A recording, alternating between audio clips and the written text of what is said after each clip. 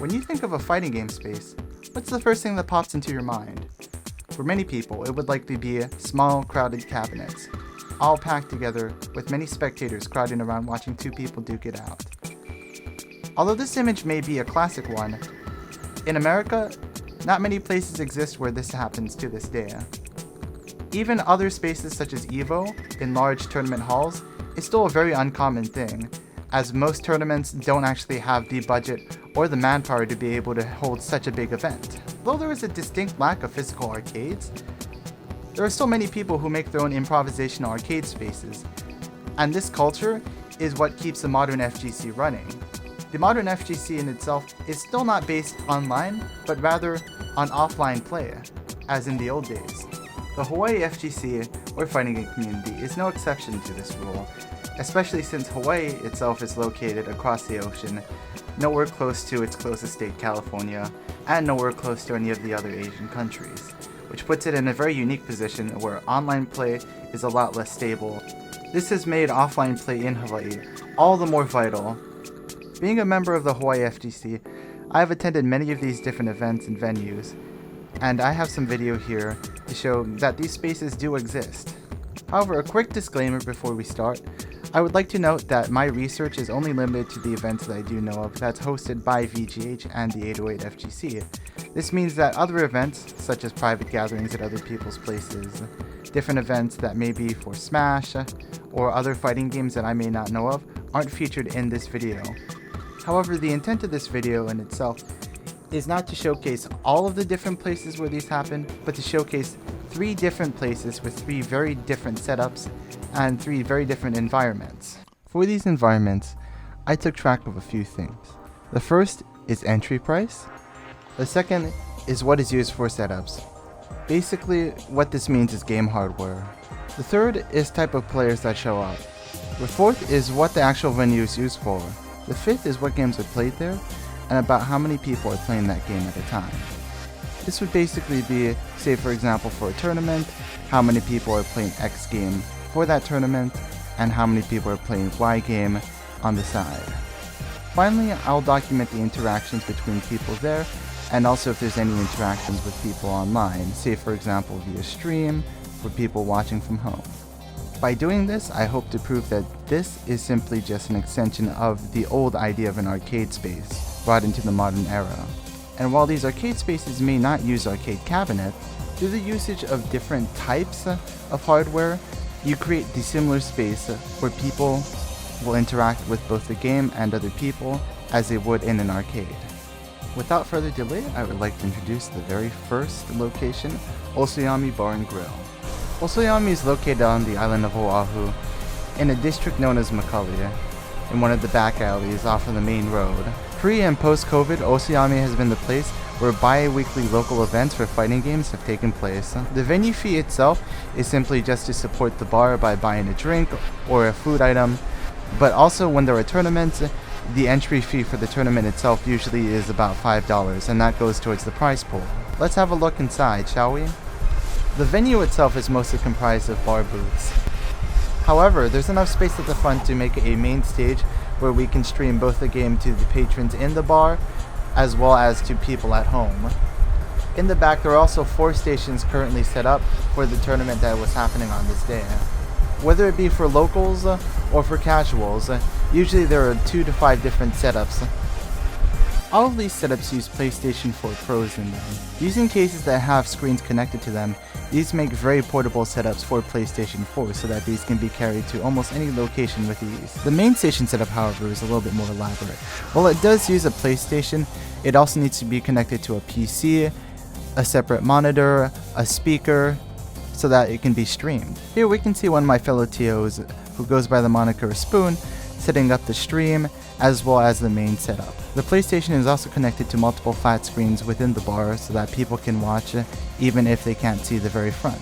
However, this bar is equipped with one old arcade cabinet which has many different retro games on it, as well as one pseudo arcade cabinet. This pseudo cabinet is actually just a PlayStation connected to different arcade controls. A majority of these attendees that attend these events are people who know each other and are close-knit. Many of them came from the same or maybe even rival cabinets back in the old days. However, many new players such as myself have also integrated with this group. A majority of players here are also very competitive players. Although they come here to relax and to de-stress, they often come here as well to train with each other. Of course, new players, as well as non-competitive players, are seen here often as well since this is an open environment. Many just join because they want to have fun or because it's the best among their friends. However, no matter reason or skill level or type of player, all players here are welcome. As long as you follow our golden rule, which is don't be weird, there should be no issues whatsoever. Of course, there are many people there who are also just spectators as well. Some of them are just regular bar patrons who go there very often, while others are there just to watch the fighting game event. While spectating only may have been looked down by arcade owners in the old days, the fact that this is held in a bar where people are required to buy a food or drink to be there really does help to make this an encouraged activity, and to also help hype up the activity that's happening there. Also, without spectators, you won't get moments just like this one here. Boo! Boo, Chelsea! Boo! They don't get it! They don't want! Boo! And really that participatory culture, whether you're just watching or cheering for your favorite player or even booing someone for being late to bracket just like this, is something that was carried on from arcade days back in America. Let's move on to talking a little bit about the games that are played there. For games, it really just depends on the type of event we have for that day. On the days when we have casuals, usually it'll be a mismatch of Anime Fighters, Street Fighter, Tekken, and a variety of other games. However, on tournament days, they tend to be mostly people who actually play that game warming up for the majority of it, and then all the stations are taken up for that game of that day, and then as brackets go on, then 2 stations open up, and then finally all 4 stations that aren't the main stage are open up. The great thing though is that the setups that we have allow us to have great versatility.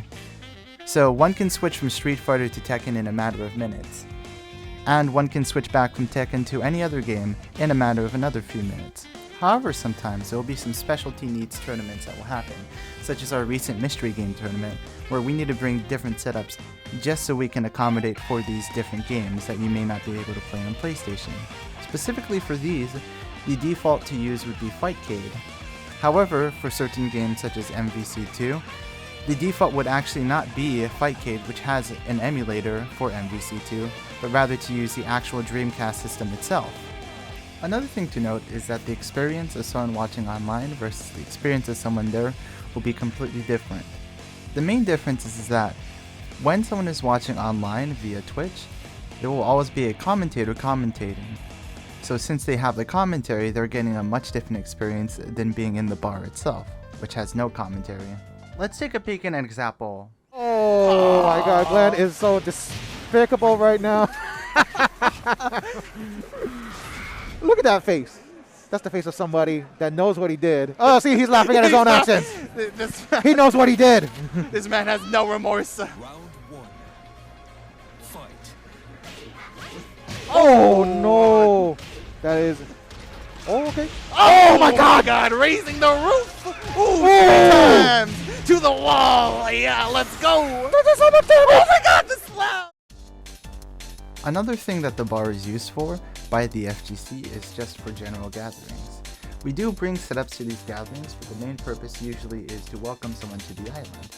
A great example would be when Maui Brad, a Maui person, came over to Hawaii and we all greeted him and played games with him.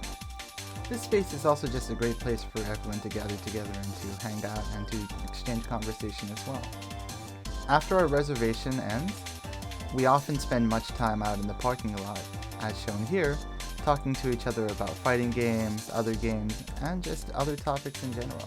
To sum it up, elements such as players, games, hardware, and spectators are kept the same. The usage of the venue is also very similar to that of an arcade, although perhaps just a little bit more limited. However, through using things such as consoles and making small changes here and there, the arcade space has actually evolved into something that's a lot more versatile. With many old arcade machines, they're dedicated to one game and also have a dedicated set of controls. These controls would often have issues, such as a stick that couldn't read one input, buttons that didn't properly register inputs, but through using things like consoles, not only does that fix that issue when people bring their own controllers, but it also provides people with an option of whether they want to use pad, a regular arcade stick, a hitbox, a mix box, or any other sort of thing that you can think of that can be plugged in and can be used as a controller. Moving on, we'll be examining a new space now. This space is one of the tournament organizers' houses. On the road to EVO, more and more practice is needed, so this space has been opened specifically by this tournament organizer to help everyone practice. However, this event is invite only, so that way, first it keeps numbers limited due to the coronavirus pandemic, and also so that weird people don't come over that we don't happen to know. The entry fee for this event is simply just to bring a potluck item. Again, PlayStations are used here as the setups. There is also a main stage setup, so that games on that station can be streamed. However, there is seldom any commentator on that stream. The games played here are mostly going to be games featured in EVO, such as Guilty Gear Strive, Street Fighter V, Tekken 7, KOF 15, as well as a few other games. However, it is not uncommon to see many other games, such as Puzzle Fighters, Puyo Puyo Tetris, and even card games. However, even with the fighting games there was one extra game mode that was added on that you wouldn't be able to do normally. This game mode actually comes from a very surprising shared interest in hot sauce. Instead of talking about it though, perhaps it's best I let Spoon do the explaining as to how the game works. Alright, ladies and gentlemen, if you guys are tuning in, we're going to begin our hot sauce exhibition between young Tim and Uncle Keith. They are going to be indulging themselves in some pork made by our own JD Phil, doused in the bomb hot sauce. If you don't know, I suggest you folks look it up. For reference, the bomb hot sauce, Beyond Insanity, which is what we use there, is 135,000 Scovilles. Compare that to your Tabasco sauce, which is only 2,500 Scovilles. Essentially, the rules are they're going to be playing a first to three, and they're going to, before they play, they're going to eat some of this food in front of them that is covered in the bomb hot sauce. They're excited. Keith has been excited all night. Young Tim looks very excited to indulge. Hold on. So, when I give them the signal, you guys are going to eat it. I mean, you guys can take your time or you guys can scarf it down, whatever. But I'm going to give you guys like maybe 10 seconds to eat as much as you can. And then, shortly after that, you guys are just going to start right away. So you guys should actually go up to stage select right now. Go as far as stage select. Alright. Sorry. Okay, so go. Start now. 10, 9, 8, 7, 6, 5, 4, 3, 2, 1. Young Tim is the first to finish. Yeah, you got time. It's a PS4. It's going to load a long time. And here we go. We're going to get things started.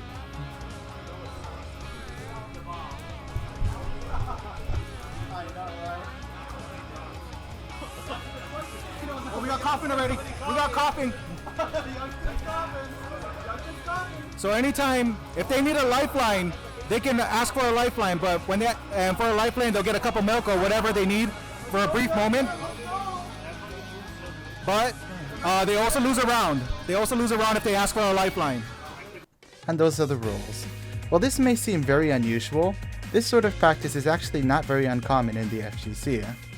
While people may not be testing their skill against hot sauce, what people often do is something called a money match. A money match is essentially where two players put a certain amount of money on the line and they play against each other and the winner takes it all. These pots have been known to get notoriously high. For example, just recently on MVC2 Roundhouse, there was a money match that happened between Sue Mighty and Roundhouse for $16,000. These are often done in these high amounts at high level too, to fund the airfare for going there. These situations where there's so much on the line idealistically forces a player to have to draw out their best ability. With challenges as well, it also forces players to have to overcome where their current limit is. Through high pressure and high stress, these players get better and better. And believe me, these matches were stressful. And if you don't believe me, here's a post-game interview with one of the winners of the hot sauce challenges of that night.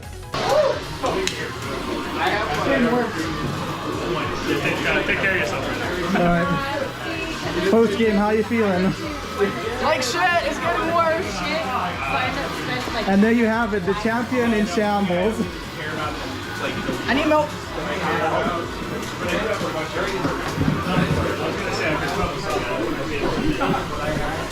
Nope, I need it.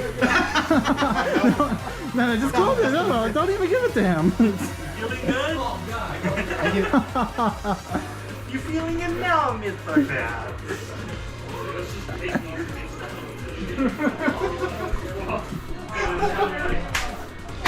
Hold on, they like grandpa. At least they were able to share some milk and horchata there, showing true sportsmanship. Funnily enough, by the time the next event rolled around, there were even more people trying even hotter hot sauces there. I'll be trying this hot sauce today. It's let me show you guys. It's water. It's 3 times 7 ghost peppers, and I don't know how much. I don't know. A lot of Scovilles. Anyway, I guess this is a watered down version of this one right here, which is. I don't know. Mad Dog 350. Anyway, let's go ahead and try it. Oh, you're just gonna go with the chopstick? Go with the chopstick. That's it? Wait a second. Probably a little more than that. I'm taking a little dab right here. That's not even a That's all it is, okay? I'm scared.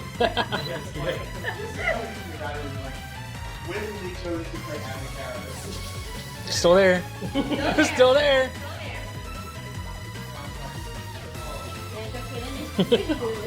Still there.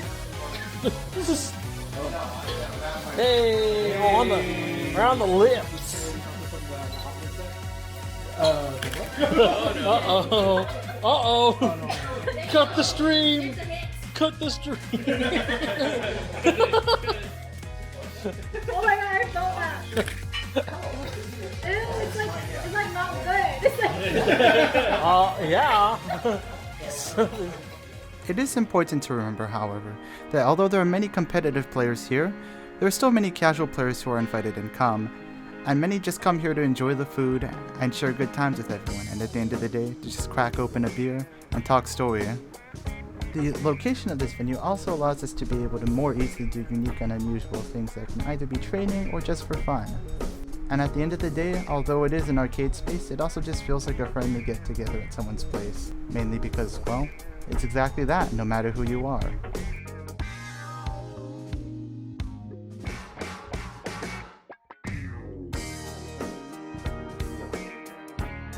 And finally, for the last location,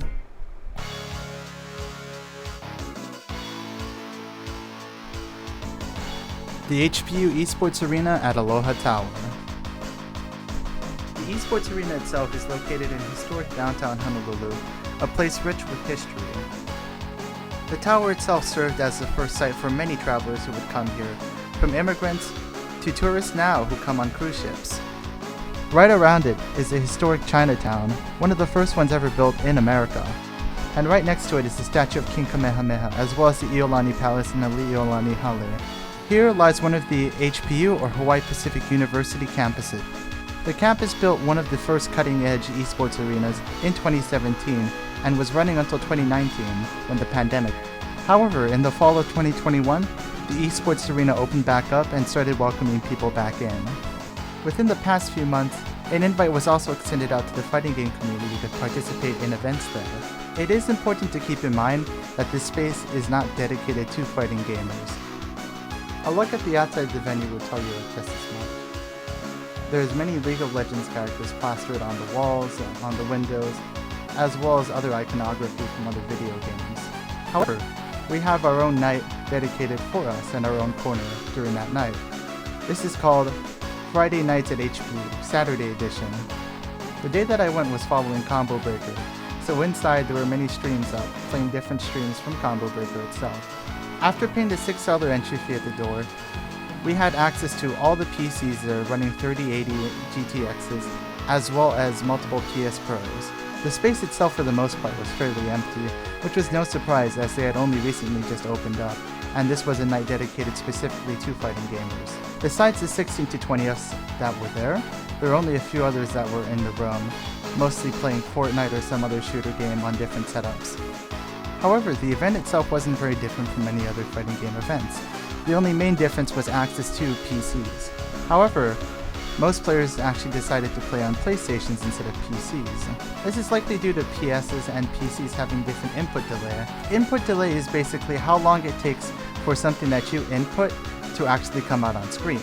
PlayStations are known to have more input delay with fighting games, but also are the standard for fighting game tournaments.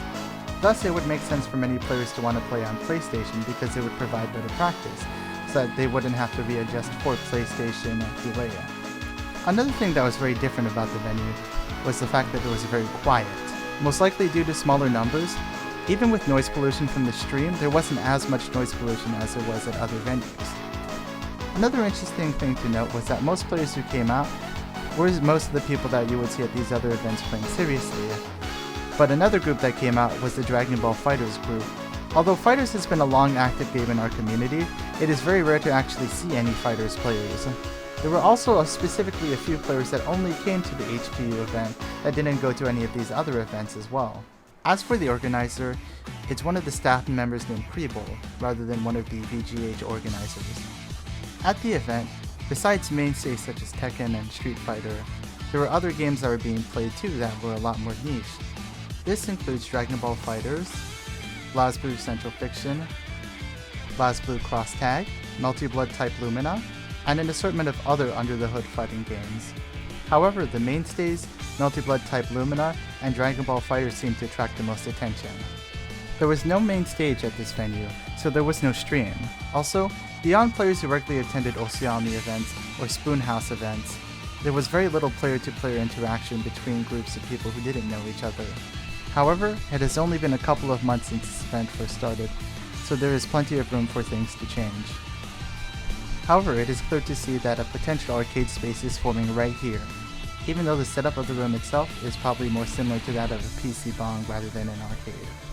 Hopefully this video has given you an idea what these pseudo arcade spaces look like for FGC venues, even though there aren't any dedicated FGC arcades. Hopefully I'll see all of you on the battlefield one day, but until then, I'll be practicing. Now if you'll excuse me, I think I'm gonna go and get ready for the launch of Street Fighter 6.